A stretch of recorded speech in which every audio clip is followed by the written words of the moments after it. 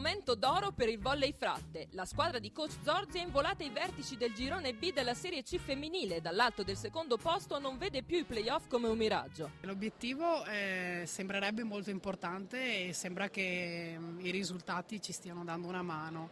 Sicuramente ci teniamo a continuare così e niente, teniamo duro e incrociamo le dita.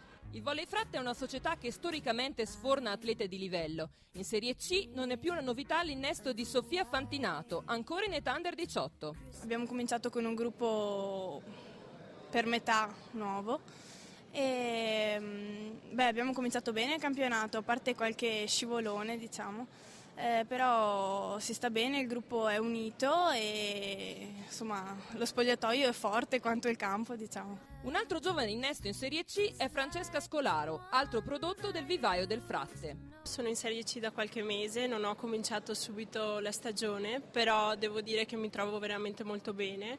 Con le ragazze soprattutto siamo un bel gruppo, mi hanno accolto subito bene.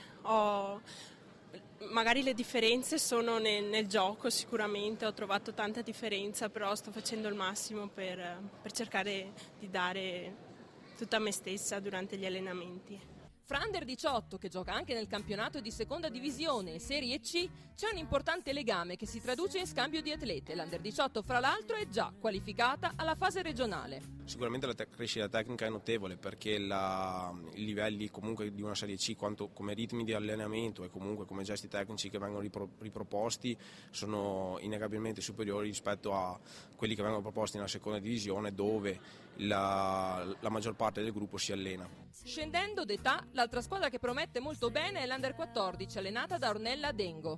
L'obiettivo stagionale, è inutile a dire, è vincere il campionato provinciale. Noi ci proviamo, poi vediamo cosa succede. La palleggiatrice Ferro, in particolare, sta già facendo parlare bene di sé.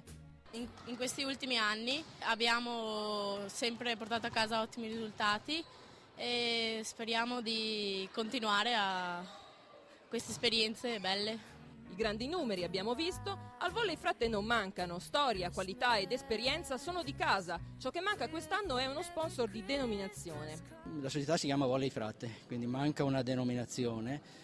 Purtroppo non siamo riusciti a trovare uno sponsor che ci accompagni in questo cammino, in questa stagione agonistica, che comunque sta andando peraltro molto bene. Ecco. Gli sponsor ci sono sponsor che ci accompagnano, così, sponsor locali, ma il grosso sponsor al quale dare il nome della squadra, ecco, non ce l'abbiamo.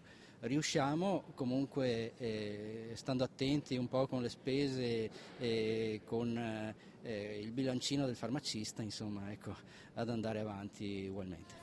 E allora diamo uno sponsor principale al Volley Fratte. Questa società offre sicuramente una lunga serie di motivi per trarne visibilità. Offre un lavoro di qualità, quindi un'attenzione particolare, come dicevo prima, per il settore giovanile, dei